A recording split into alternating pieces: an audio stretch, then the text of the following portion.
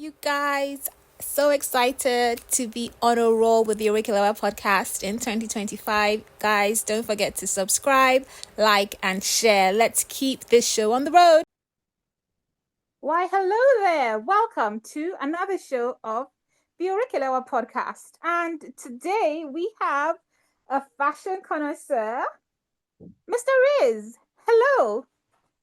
How do you do? Thank you so How's much it for going?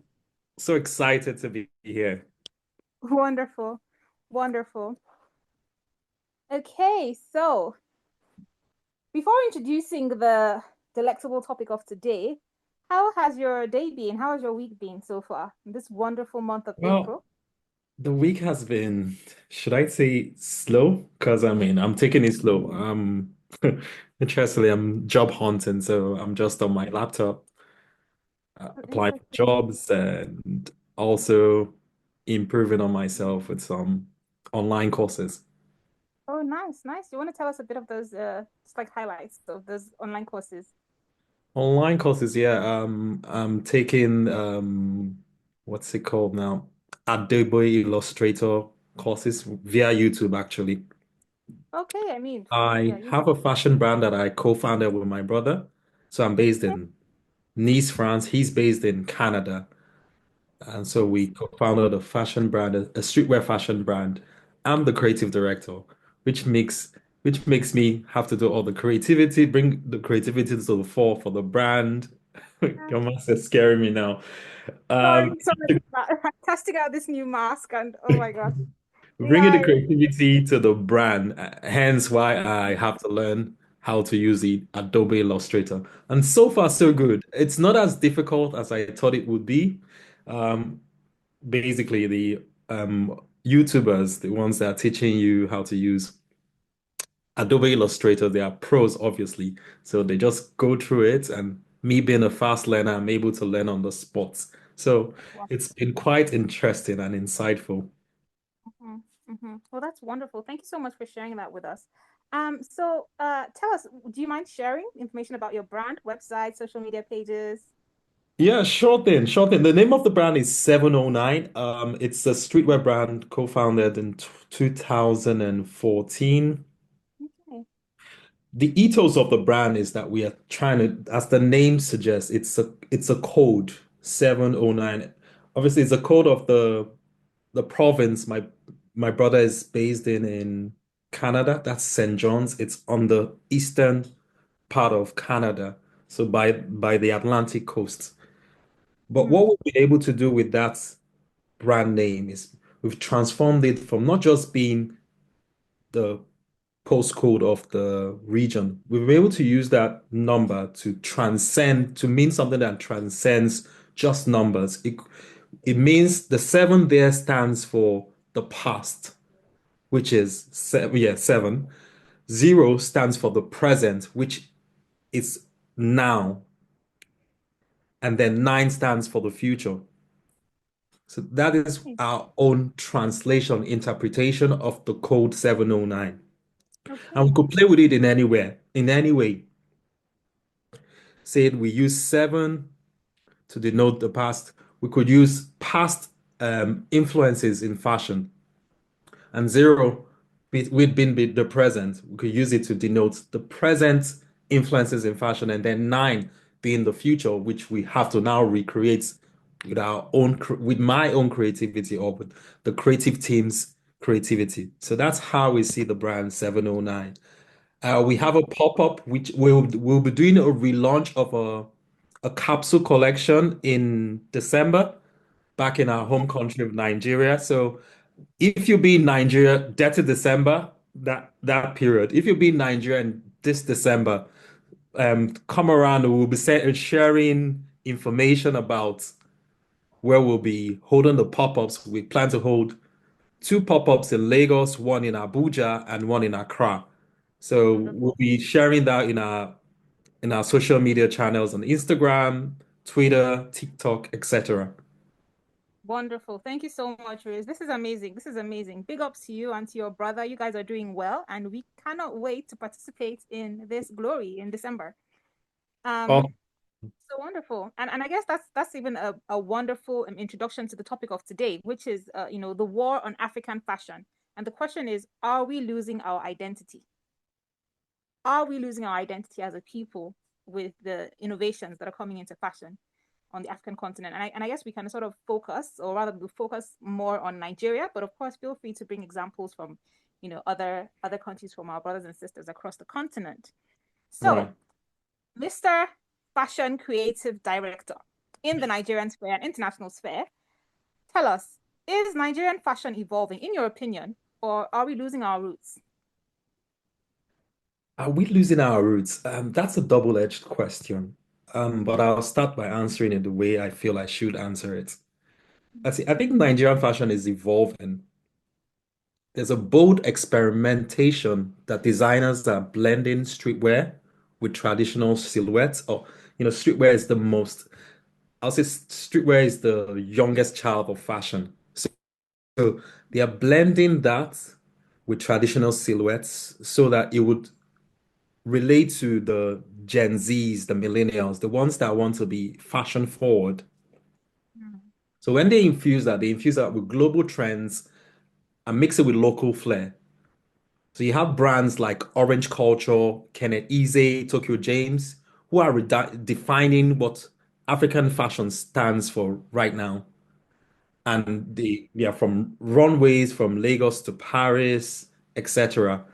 And they are also playing with fabric, what they are able to use, how they innovate with fabrics, what they are going to able to use fabric to do, be it make a jumpsuit or a flared trousers, a flared pants, etc. And these brands are not they are not afraid to play with gender fluid designs. They blend all that into their collection. mm-hmm. I would say they are evolving creatively, Okay. and that's growth. That's growth. That's not we losing our way. But to to say, are we losing our roots? Well, that's a valid concern because yeah, the world is a global village, and a country like Nigeria, we go heads on in terms of being in line with what the world is saying, especially with Western influences. And in some way, those Western influences dominate, especially in urban elite circles, the ones that are maybe based abroad for school or they travel abroad and see how things are, how people dress, and they bring back that culture, that way of life to back to Nigeria. And that's where we are a social being. Human beings are social people. So anything you see someone do, you would like to replicate. If you see someone dressing in a certain way that relates or you kind of you would like to dress as they do. I would say we are not losing our roots per se, but we are just going with the times. It's the spirit of the time in the sense that the world is a global village now, and we're dressing almost alike. I would Mm-hmm. say the same for people in Korea and in Asia, Korea, Japan, China. You don't see them wearing their native attires that much, especially the Gen Z and millennials. But they dress like, the Europeans and Americans. Mm, mm. Okay, okay, fair enough. So, in terms of the evolution of Nigerian fashion, is there anything that you want to share with us? I mean, you have touched on where we are right now and how we are, I guess, in a sense, being quite open to foreign influence in our fashion. Just Hmm. talk us through from like traditional attire, right? Back in the day, as far as I know, it's like Iro and Buba. This was like a fashionable thing. Even when the ladies back then when they would go for pageants, right? Their fashion would be Iro Yep. and Buba to represent, something along those lines, represent the country, Nigeria. And even at weddings as well, the core outfits you would see people wear would be traditional wear, which is still prevalent even today in Nigerian weddings. But sometimes I do peep some fashion blends, like what you just said with streetwear, for example, having blends of Ankara or whatever or trad. But you also see that seeping in slowly into our um day-to-day cultural settings, our day-to-day community settings, right? So just walk us through the evolution of the sort of like fashion statements we went from and where we are right now. So, for example, I just said one thing that comes to mind for me is Iran Buba. So maybe you might want to tell us about other key outfits in maybe like the eastern or other parts of the country. Yeah, sure. I'll start by saying this, that fashion in Nigeria has never just been about clothing. It's been about our identity. It's been a way for us to tell the story of our culture.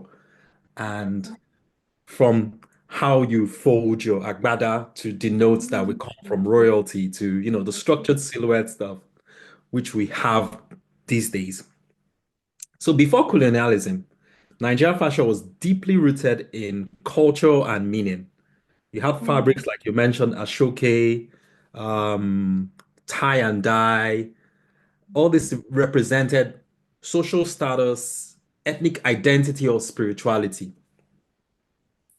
And we also have in the north, you would have um, style like dashiki and all that, or the George wrapper that you wear in the southeastern. That's from Edo down to Delta, and then the Igbo states. They showed either you wear either to mark a birth, coming of age. Maybe someone has grown from being a teenager to a lady to a woman, to also show maybe that they are giving a hand in marriage, or even possibly something as gloomy as we mourning. As fashion has always represented that it was local, it was symbolic, it was communal. But what colonialism and globalization has done was to bring a shift in the sense that when the colonial masters came, when you are trying to when you colonize people, you tell them what to do in the sense of how to speak, how to act, what to wear. So that also affected us in our garments. know We, some there was, specific like there was a shift. There was a shift in what we wore, especially in the urban cities like Lagos, Abuja, etc. So Western garments like suits and dresses began to infiltrate the circles and formal institutions. And this brought about displacing the indigenous attires that we wore. So Ankara suits are a thing, lace gowns are a thing, but you would have to do it with Western tailoring because I think our native attires are too elaborate to wear in formal settings, if you get what I mean. mm, So I think that's the way that it has been. There's been that shift in terms of your question in the evolution of traditional attires to Western influence because of one, um, colonialism and globalization. I think those are the two entities that has affected the evolution of Nigerian fashion. okay. And so now let's move on to the rise of luxury Nigerian designers, right? Are Mhm. there any names that you might want to share with us of the maybe from when you were teenagers or even kids up until now, and just the shift in that market, and maybe some of the pioneers that sort of opened the door for the new school luxury Nigerian designers. But just if you can just walk us through that briefly in a few minutes. Sure thing. The name that comes to mind is Lisa Folawiyo. I think she's been doing it for a while now. Mm, She has been able to blend. She has been able to blend heritage with Western tailoring, and she does it so well that you have not just Nigerians or African wearing her collection, but Westerners as well. And going forward, you would have also people like Kenneth Eze, Orange Culture, Makio, um, what's his name now? There's been a couple of designers out there that have set the tone. mm, with craftsmanship, with luxury, with the materials that the premium materials that have been able to show that we know our stuff in Africa. Mm, That mm. we're just not just learning from the in the Western world, but we are able to not just replicate but innovate with the fabrics we have in hands, blending our traditional fabrics with Western tailoring. Okay, wonderful. Thank you so much. And so I guess this now leads me on to the question of cultural appropriation versus appreciation, because beyond us speaking of Nigerians making Nigerian luxury statements, or even Africans making African luxury statements, you also start to see these in more international walkways, right? Where you have models walking with what we knew as this raffia bags. Ghana must go, for Right. example. They used to make Mhm. fashion statements, and you have them just churning out item after item in China, which historically has a thing for replicating things True. across industries across the world. So is it that the West, or the Asian part of our counterparts, or just globally, internationally, are they genuinely appreciating the Nigerian fashion, or appropriating it? When foreigners sort of come along and then they wear these prints, is it a true sense of appreciation or appropriation? And I say this because there was this funny, and this is off I mean fashion, but not in terms of clothes, in terms of like hairstyle, for example. A couple of years there was a time when I think Kim Kardashian braided her hair cornrows, and she Mhm. said something they gave it a new name, like, oh, they just made this thing. Made what? Cornrows that we've been doing since plaiting our hair, we've been plaiting our hair since. You know what I mean? So is it a true sense of appropriation, or is it a way of let's just twist it a bit and put our own name and say we invented it? You know, what are your thoughts on that? And and I guess as a follow up to that, you also share your thoughts on how Nigerians can reclaim and modernize their own fashion. All right. I'll start with this analogy or just this instance. We all know that pizza was started from Italy, was invented in Italy, Napoli to Mm. be exact. But since Napoli, yeah, Napoli. since Italy has been able to outsource to export that delicacy, it leaves it to everyone trying to remix it or give it their own spin to it. Italians would feel they will irk if they find pineapple on pizza. But you find out in the US, you find pineapple on pizza. The the risk of you exporting your culture or letting your culture be dictated by another person is that your culture might be misappropriated. Mm. Get what I mean? So in that sense, I feel that cultural appropriation is all about respect, context, and acknowledgement, which in some cases, which isn't so. And in that, when the elements of a culture, especially one that has been historically marginalized, are used out of context for profit or without credit, like you mentioned, or just reinforcing stereotypes. Okay, your masses, your masses is Guys, giving me the creeps. I have to concentrate. I, But I, so I let me say for example, for example, when a major fast fashion brand uses Ankara prints pause you. Can without I just pause you, crediting, sorry, Moise? Can I just yeah, pause you, just as you brought up the mask, just to speak to our listeners? Guys, I'm trying to transition to videos, like instead of just audios, right? So I'm doing this for you guys, okay? And here it is. Here's the first try of the mask. So you guys have to bear with me, especially, and my guests as well. I Right. mean, if you want to, if you want to play in the rain, just be aware that you get wet. That's if you understand what I mean.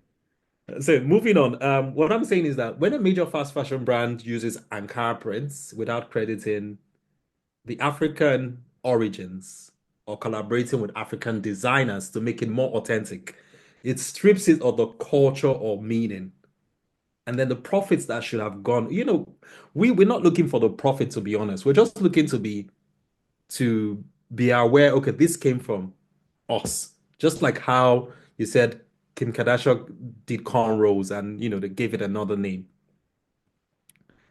So another way to appropriate a culture is to appreciate where it comes from. Where, for example, when a non-African wears an African print to a cultural event, then if they are given a speech, they might just quip and say, "Oh yeah, um, this was actually done by my Ghanaian friend," or "I purchased this from a black-owned brand," etc.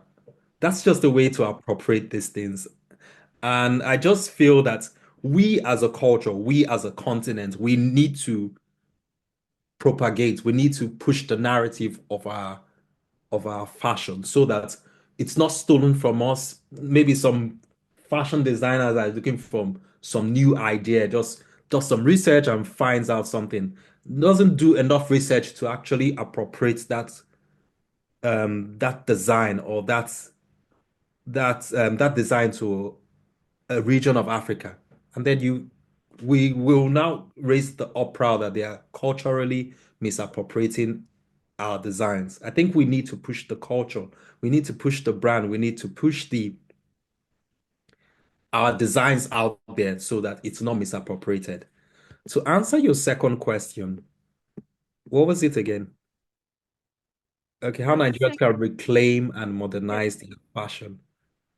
I Yeah, think pretty much I think the way we can do that is, I think I've just answered that question too.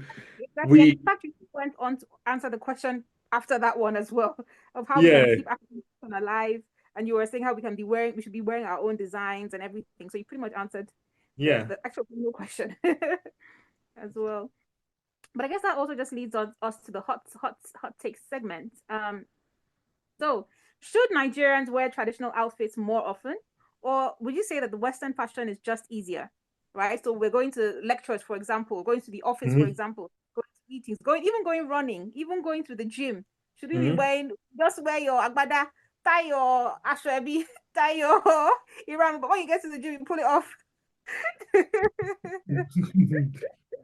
Yeah, we have a long way to go. So let's be honest with ourselves. Our traditional outfits are not just clothes; they are culture. They symbolize something. In Mm, that's in it being a symbol of our identity, our culture, mm, we've just we've just held it at that pedestal to represent that. Like I said, if a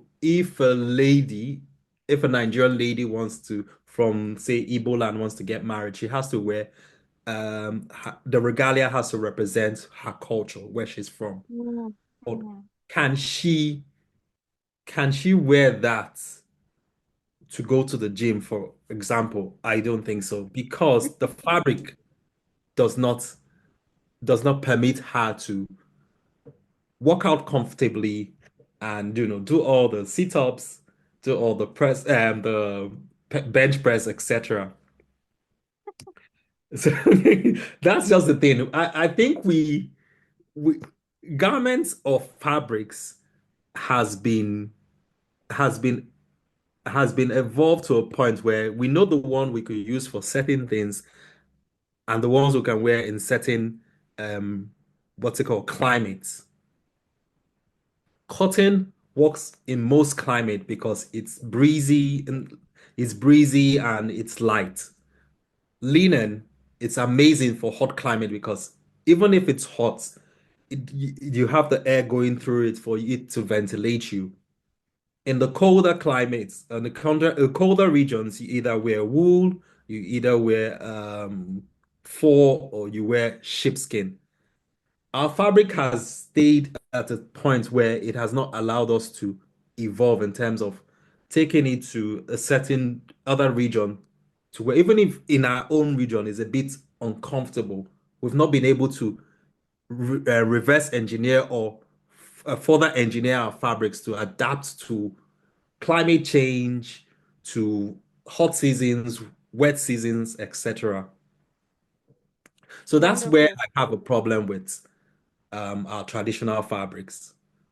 But Mm-hmm. Western fabrics, their convenience, they've been some progression. Some conceptualized them to work for different seasons. Yeah. That's where fabric technology adapted for it to work so. Mm-mm. And it's just a shame because our fabrics are rich. They denote our culture, denotes our history. But can you wear it on a Monday morning to jump buses from here to there in Lagos? No. Can you comfortably jump buses with Agbada? No. Because Agbada is built to be worn by royals, and the royals don't jump buses. Okay, let me just pause you there. I was really sold when you were saying what you were saying about, engineering, and my mind was Uh-huh. going towards the sustainability, which is something that I know that you're passionate about. But I'm just Yeah. gonna take a few steps back at that point and say where I a little bit disagree in that number one, what came to my mind when you mentioned the word seasons, I then realized all we have is hot, rainy season and dry season. What do we need to do fabric that's suitable to snow for?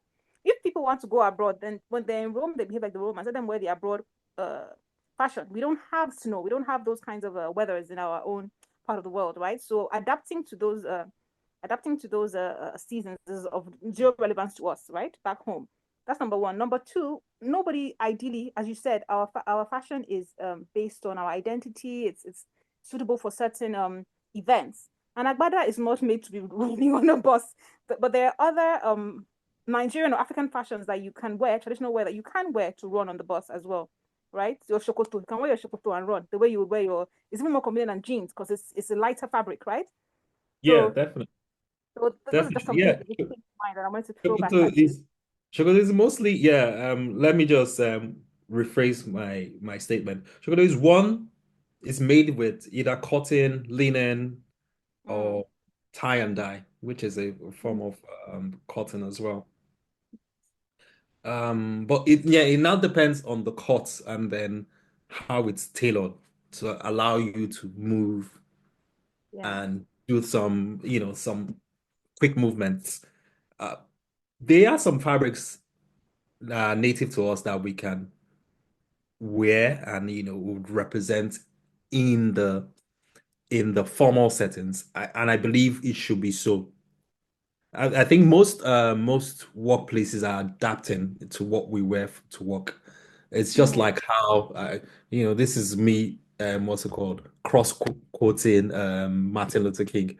We should not be mm, judged by the content of our character, but we should be judged by we should not. I'm going to say this in my own way. We should not be judged by what we wear, but by are we bringing value to the workplace?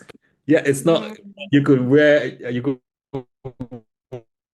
t-shirts and comfortable, but are you bringing value to the workplace? If you're bringing value, wear what you want to wear. But I mean, the days where you have to meet some higher ups, or if, say, the president was going to come by the office, it's good to just dress appropriately to represent, to show him some form of respect. Because ideally, you know how the saying goes, dress how you want to be addressed.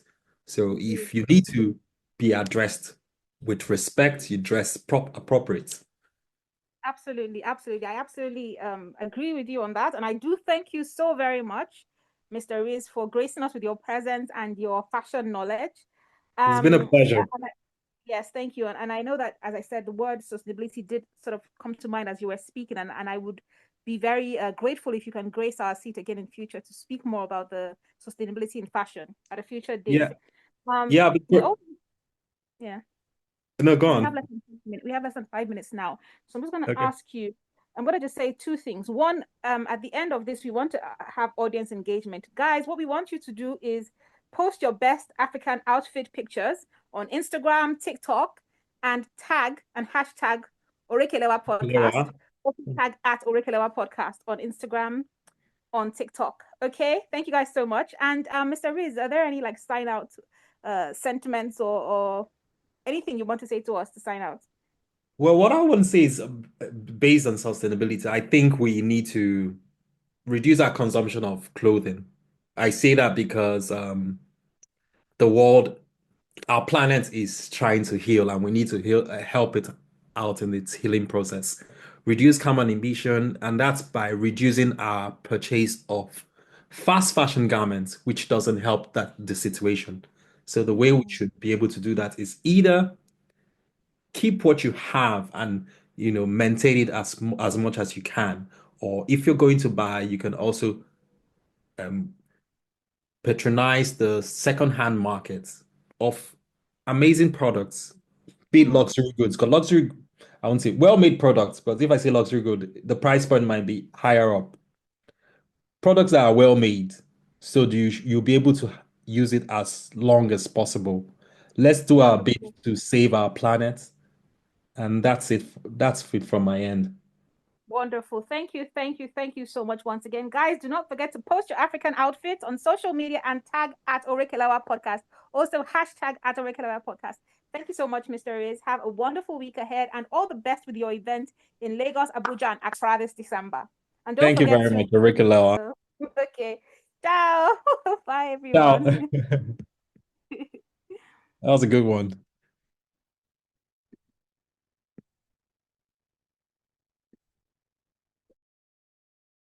You guys, if you've gotten to the end of this episode and you're still not subscribed, habba, habba. Have some shame. Have some shame. Click on the subscribe button, okay? So that you'll get the alerts when I record the new episodes. Ciao.